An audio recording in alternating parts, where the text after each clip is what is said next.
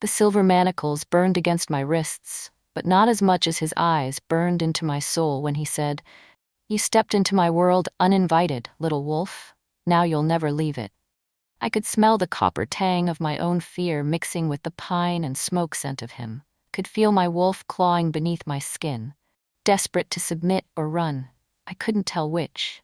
The carriage door locked with a sound like a coffin closing, and in that moment, I understood that my life had just ended and begun in the same breath.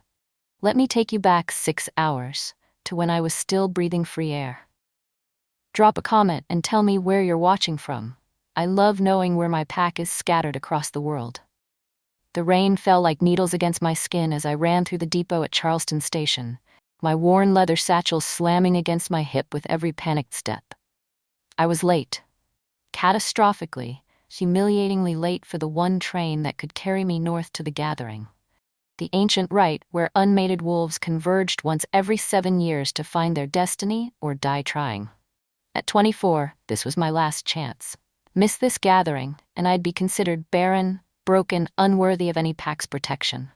My boots skidded on cobblestones slick with rain, and I barely caught myself on a lamppost before careening into a porter hauling steamer trunks. "Pardon," I gasped, my southern accent thickening with panic. The station announcements echoed through the iron and glass canopy overhead. "Platform 7, final boarding, Northern Express departing in 3 minutes." 3 minutes. I had 3 minutes to cross what felt like 3 city blocks of crowded platform. I shouldered through clusters of families saying goodbye, past vendors selling meat pies and newspapers, past gentlemen in top hats who looked right through me like I was smoke. In 1887, a black woman running wild through a train depot drew stares, whispers, pointed fingers. I'd learned long ago to make myself invisible, to move through white spaces like a ghost. But today I had no time for caution, no energy for the careful dance of deference and deflection. I wasn't built for miracles. I was built short and soft in a world that prized tall and lethal, with a wolf so small and skittish she could barely hold a shift for more than 20 minutes. My mother called me a late bloomer. My pack called me defective. I called myself realistic. The platform stretched before me, a chaos of steam and bodies and luggage. I counted carriages as I ran, 1, 2, 3, 4, searching desperately for the number 7 painted on polished wood. 5, 6, there, 7 should be just ahead. A conductor wheeling a cart of mail sacks stepped directly into my path, and I darted left, my ankle rolling on the uneven stones.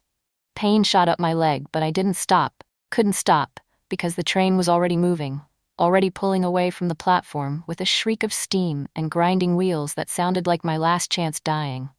"Wait," I screamed, but my voice was lost in the cacophony. Then I saw it. A door, still open, with steps leading up into darkness. No number visible on the carriage's exterior, but it was moving slowly enough that I could make it if I just ran faster, pushed harder, believed for once in my miserable life that I deserved to catch a break.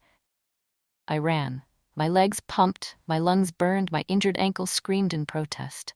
The platform edge blurred beneath my feet. I could hear other passengers shouting, at me or about me. I didn't know and didn't care. 5 feet, 3 feet.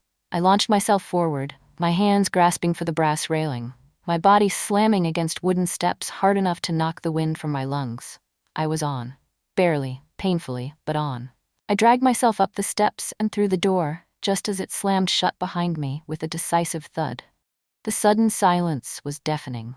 No more platform noise, no more steam whistles, no more rain, just the rhythmic clacking of wheels on iron tracks and my own ragged breathing echoing in the darkness. The carriage was dim except for a single oil lamp at the far end, casting long shadows that seemed to move and breathe. This wasn't right. Passenger carriages didn't look like this. All dark mahogany paneling and burgundy velvet seats, like something from a palace. The air smelled wrong too. Not the usual mix of tobacco and wool and coal smoke, but something wilder. Cedar and leather, and underneath it all, something that made the hair on my neck stand up. Predator. My wolf finally woke up, flooding my system with adrenaline 3 minutes too late to be useful. My eyes adjusted slowly to the amber gloom, and that's when I saw him. He sat in the far corner like darkness given form, one leg crossed over the other, hands resting on the arms of a chair that looked more like a throne than passenger seating. He wore black from collar to boots, expensive fabric that caught the lamplight and swallowed it whole. His skin was deep brown, darker than mine, and his face was carved with the kind of brutal beauty that made you think of fallen angels and divine punishment in the same breath. But it was his eyes that stopped my heart. Gold. Pure molten gold, glowing faintly in the shadows like a wolf's eyes caught in firelight. They tracked my every movement with the patience of something that had already decided I was prey and was simply waiting for the right moment to strike. "You're in the wrong carriage," he said, and his voice rolled through the space like distant thunder, not loud, but carrying a weight that made my bones ache with the need to drop to my knees. Alpha. Not just any alpha. Something older, stronger, something my blood recognized even if my mind couldn't comprehend it. My voice came out as a croak. I swallowed hard, tasting copper and fear. "I'm sorry. The platform was crowded and I thought this was Carriage 7. The train is moving at 40 miles per hour, he interrupted smoothly. The corridors between carriages are narrow and exposed. You'd be thrown to the tracks before you made it 3 steps. He tilted his head, studying me like I was a specimen pinned to velvet. "It seems you're trapped here with me for the next 3 days. 3 days. The words hit me like a physical blow. 3 days locked in close quarters with a predator who radiated power like heat from a forge. 3 days until we reached the gathering grounds in the Blue Ridge Mountains, where the strongest packs in America converged to celebrate, to challenge, to claim. "Who are you?" I whispered, though part of me already knew. There were stories, whispers passed between wolves in the dark, stories about the Alpha King, who ruled the Southern Territories with an iron fist and a cold heart. They said he'd killed his own father to take the throne. They said he could force a shift with just his voice, could make grown alphas whimper like pups. They said he was looking for a mate, but that no wolf had ever been strong enough, pure enough, worthy enough to stand beside him. They said his name like a curse or a prayer, depending on who was speaking. "You know who I am," he said, and there was something almost amused in his tone. "I can smell your recognition. It tastes like terror." He stood in one fluid motion, and suddenly the carriage felt impossibly small. He was tall, easily over 6 feet, built like violence barely contained in gentleman's clothing. Each step toward me was measured, deliberate, giving me time to understand exactly how trapped I was. "Dmitri Volkov," I breathed. "You're the Alpha King." "Very good." He stopped 3 feet away, close enough that I could feel the heat radiating from his body, smell the pine and smoke scent that clung to him like a signature. "And you are trespassing in the royal carriage, little wolf." His nostrils flared as he scented the air around me. "A rogue, by the smell of you. No pack marks, no Alpha's claim, just a lost girl who boarded the wrong train." "It was an accident," I said, hating how my voice shook. "Please, I'll find the conductor. I'll explain." "No." The single word cracked through the air like a whip, and I felt my wolf cringe inside me. He reached past me, and I heard the unmistakable sound of a key turning in a lock. When he pulled his hand back, he held a silver key that he tucked into his vest pocket with deliberate slowness. "You walked into my domain uninvited. Now you'll pay the price for that transgression." My heart hammered against my ribs so hard I thought they might crack. "What price?" His smile was slow and terrible and beautiful. "Your company, Miss Nessa," I whispered. "Nessa Baptiste?" Nessa Baptiste. He tasted my name like wine, rolling each syllable across his tongue. "French and Haitian, if I'm not mistaken. Your accent carries Charleston, but your bloodline speaks of older magic, darker roots." He circled me slowly, a predator assessing prey. "Tell me, Nessa Baptiste, why does a wolf with Caribbean fire in her veins run alone through white men's stations, desperate to reach a gathering she has no business attending?" The insult stung more because it was true. I had no business at the gathering. My wolf was weak, my lineage questionable, my prospects non-existent. But I'd promised my mother on her deathbed that I'd try, that I'd go north and search for the impossible. A pack that might accept me, a mate who might want me, a future that didn't end with me dying alone in a shack outside Charleston with nothing to show for my 24 years but scars and shame. "I have every right to attend," I said, lifting my chin even though my knees were shaking. The gathering is open to all unmated wolves, even rogues. Rogues attend at their own risk. He stopped directly in front of me, so close I had to tilt my head back to meet his eyes. They're seen as curiosities at best, threats at worst. Pack wolves don't trust those who run alone. They assume you're broken or dangerous or both. His hand came up and I flinched, but he only traced a finger along my jawline, barely touching, just close enough that I could feel the heat of his skin. Which are you, Nessa? Broken or dangerous? Neither, I lied. Just unlucky. His laugh was low and dark. Yes, I understand unlucky. He stepped back, moving to a cabinet built into the carriage wall. Crystal decanters caught the lamplight, amber liquids sloshing as the train swayed. Sit. We have 3 days to endure each other's presence. We might as well be civilized about it. I didn't want to sit. Every instinct screamed at me to stay on my feet, stay ready to run even though there was nowhere to go. But when an alpha king gave an order, even a politely phrased one, your body obeyed before your mind could protest. I found myself sinking onto the velvet seat across from his throne-like chair, my hands twisted in my damp skirts. He poured 2 glasses of what smelled like bourbon, rich and smoky. Drink. You look half drowned and wholly terrified. This will help with both.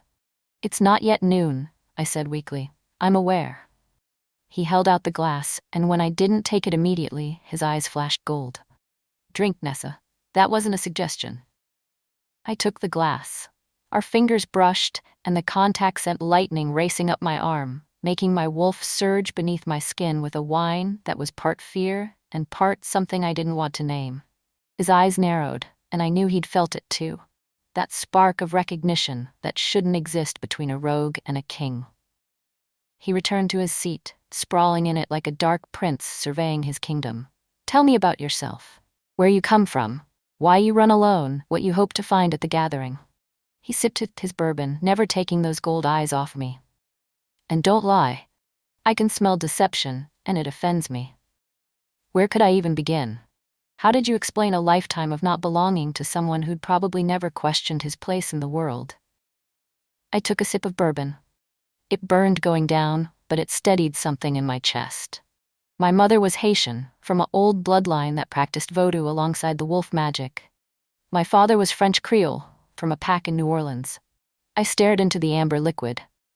They weren't supposed to mate. Her pack said his bloodline was too diluted, too mixed with human magic. His pack said hers was too wild, too steeped in darkness. They ran away together, came to Charleston, tried to build something new. And failed, Dimitri said softly. My father died when I was 10.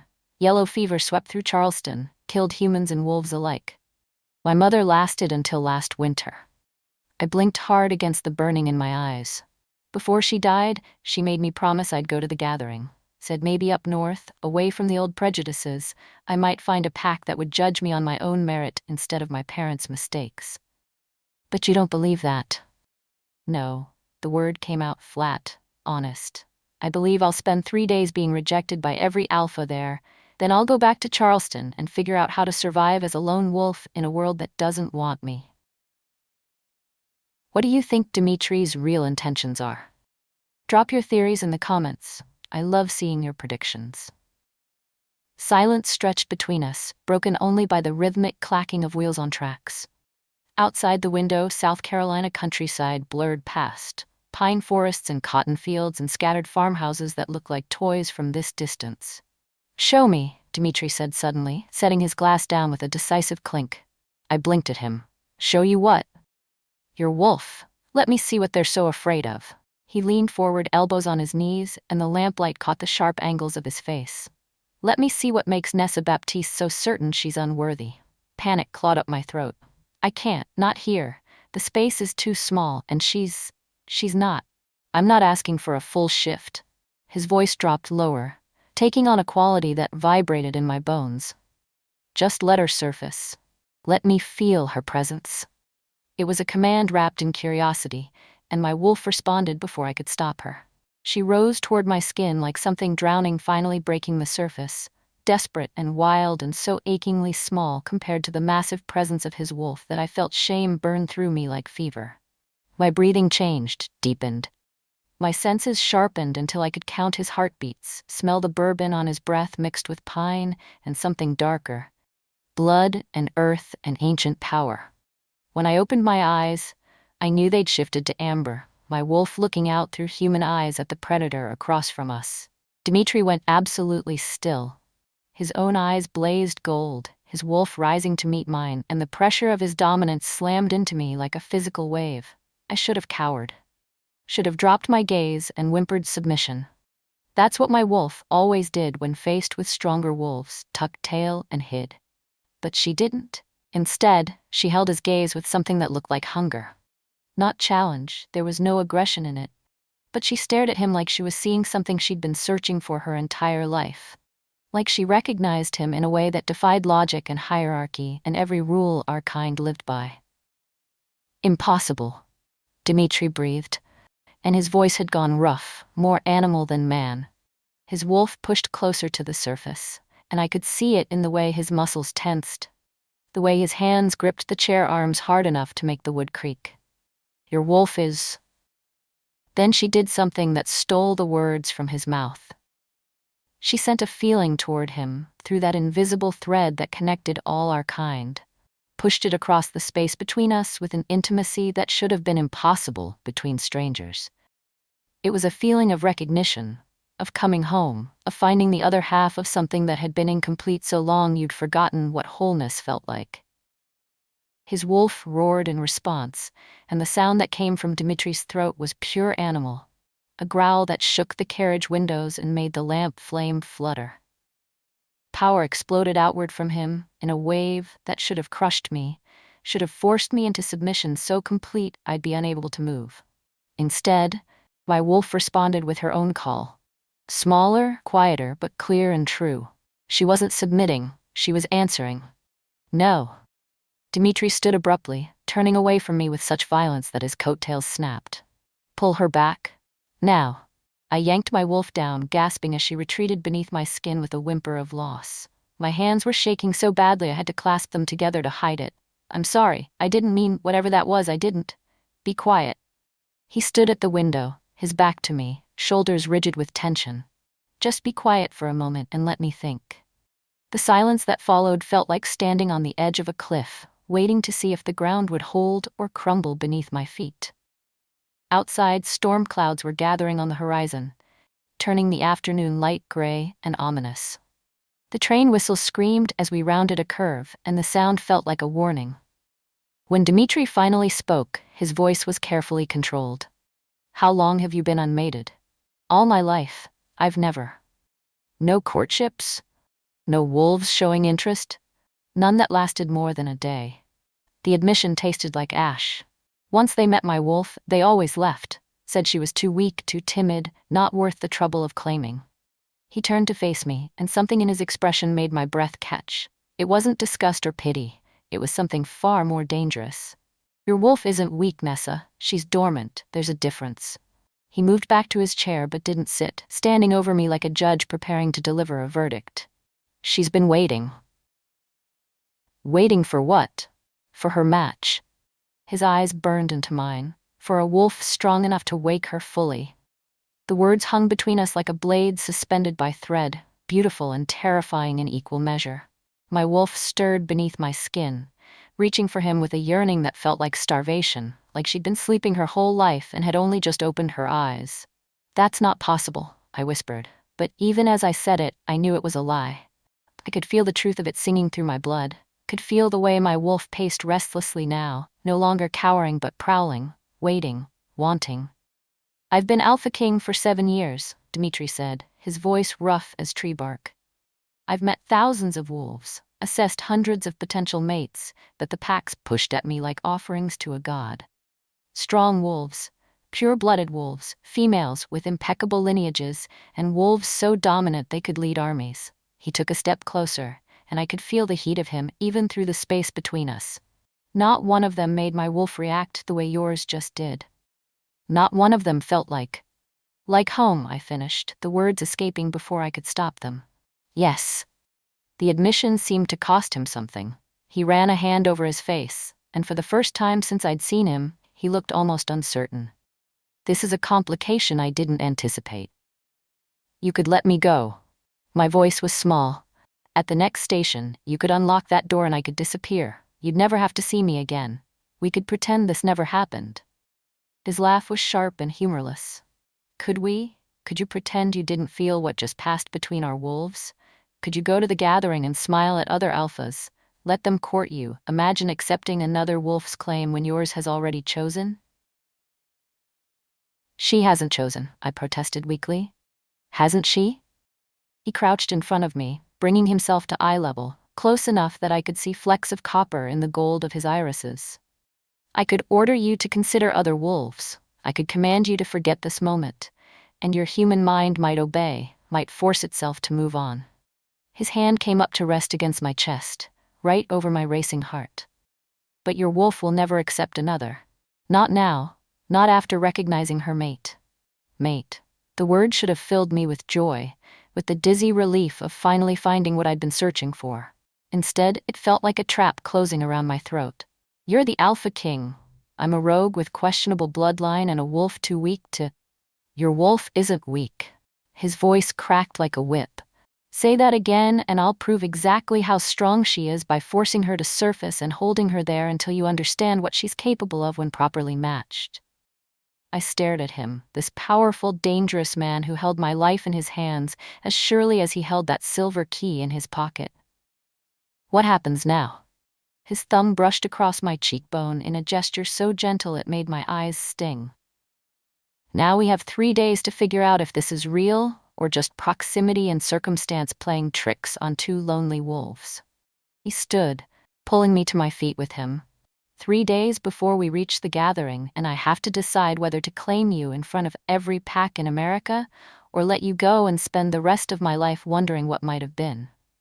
And if it's real? My voice barely rose above a whisper.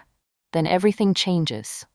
He turned my hand over, tracing the lines of my palm like he was reading my future there. I'll stand before every alpha, every pure-blooded family, every wolf who thinks they know what strength looks like, and I'll tell them that the Alpha King has chosen his queen. A rogue from Charleston with voodoo in her blood and a wolf they all dismissed as broken. His eyes met mine, fierce and certain. And if any of them dare question my choice, I'll remind them exactly why I'm king. The train whistle screamed again as we plunged into a tunnel, and darkness swallowed us whole. In that blackness, with only his hand holding mine and the rhythm of wheels on tracks beneath us, I felt my wolf settle for the first time in my life. Not cowering, not hiding, but resting. Waiting. Trusting that maybe, impossibly, we'd finally found where we belonged. When we emerged back into the gray afternoon light, everything had changed. The storm clouds had broken open, and rain lashed against the windows like tears or applause. I couldn't tell which. Dimitri still held my hand, his thumb tracing circles on my wrist where my pulse beat wild and strong. 3 days, I said, and it felt like a promise and a prayer. 3 days, he agreed. Then he smiled, and it transformed his face from something terrible into something that stole my breath. Though I already know how this ends, Nessa Baptiste, my wolf knew the moment you stumbled into this carriage, the moment I locked that door. And how does it end? His free hand came up to cup my face, tilting it toward his. With you wearing my mark and my crown. With your wolf finally understanding that she was never weak, she was just waiting for a king strong enough to match her. He leaned closer until his lips were a breath away from mine. With me, keeping the promise I made the moment you stepped into my world. What promise? His voice dropped to a whisper that held the weight of an oath. That you're never leaving it. If you loved this story, smash that like button, share it with your pack, and subscribe for more dark romance and shifter tales that'll keep you up at night. Drop a comment telling me, Team Dimitri or Team Run? Because something tells me Nessa's choice is about to shake the entire wolf world to its foundation. See you in the next story, my loves.